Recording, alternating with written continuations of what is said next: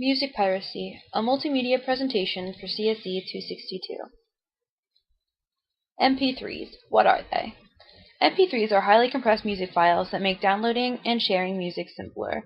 Most of us today have MP3s on our iPods, phones, anything like that, and this format's preferred over other format files because it provides a smaller and clearer file, which made downloading music very easy. It also made sharing music easy, which leads us to Napster. Napster was a music and file sharing application made by Sean Fanning. This assisted music piracy in a very big way. Napster was written by 19-year-old college student Sean Fanning. He wrote an application that allowed many to swap the MP3 music files without much regard for copyright rules. The official internet namespace is called the Domain Naming Service. It consists of familiar domain names such as CNN.com, etc. The DNS translates a name like CNN into an internet address, or an IP address, as it's mostly known today. Your computer uses this number to do stuff on the internet, such as retrieve a web page. Any system that translates names into internet numbers is a namespace. Napster is a namespace. When you registered with Napster, you assigned a name to your computer. When another Napster user wanted to communicate with you, the Napster server would translate this name into the IP address of your computer. The Napster server acted as a name server and a search engine, all using proprietary protocols. The underlying protocols are, of course, the standard internet protocols. Users sign up on a Napster server with whatever name they want to use. Registration was instant, free, and required no contact or other personal information. Because Napster was a peer-to-peer based network, you could download music from another person's computer, and they could download music from yours. It made sharing music that easy. Now let's watch a video, a documentary called Downloaded that was recently released about Napster.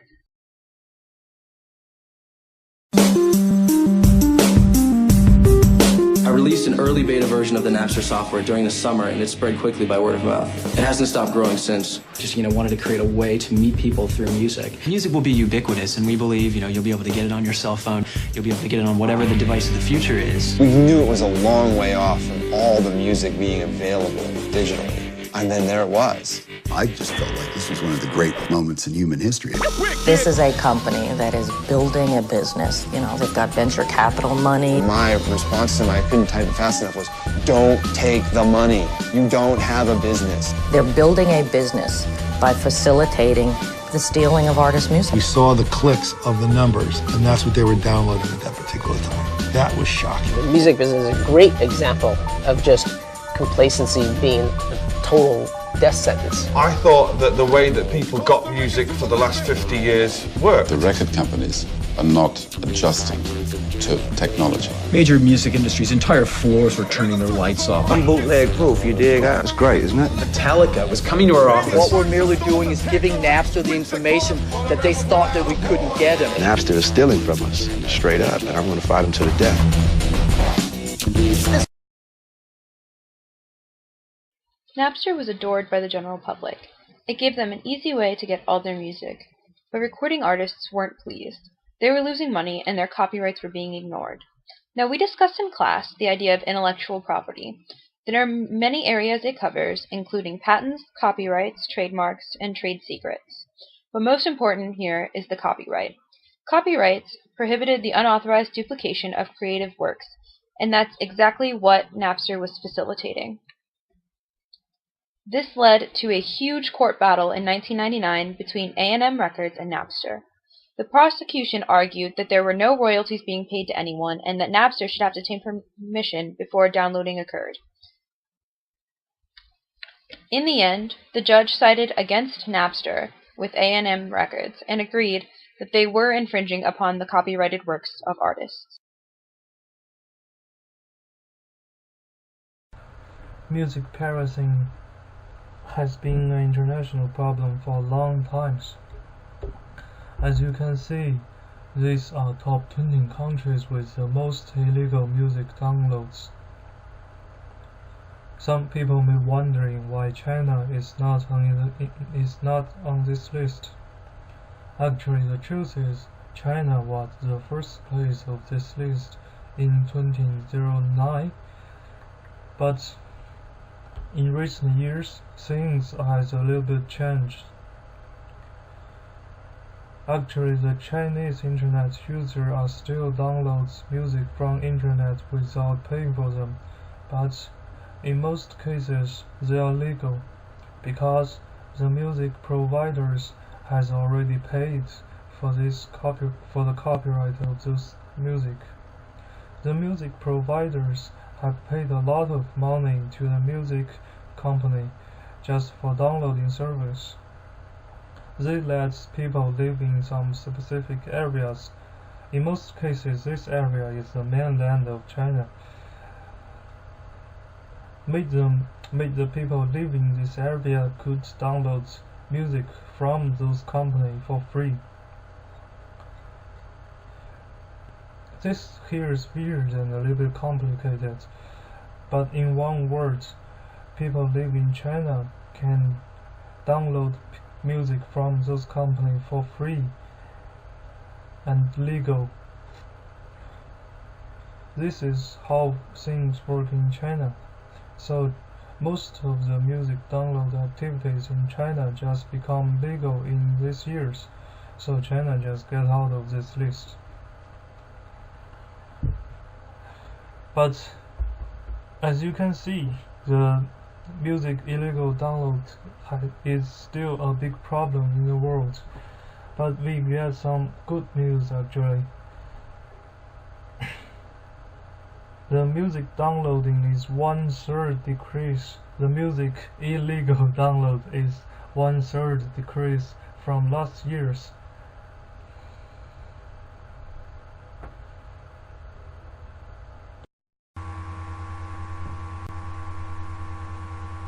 Websites that still contribute to music piracy.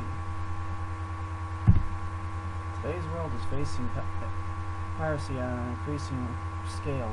The most notable one was Napster till they got shut down a few years back. But today there are plenty of peer-to-peer sites that share not just music but lots of other media as well. Some highly noted peer-to-peer sites.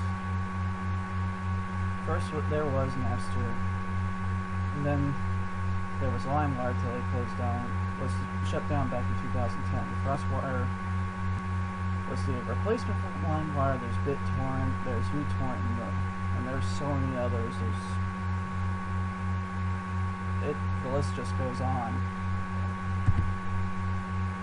BitTorrent and uTorrent are two very different peer-to-peer softwares.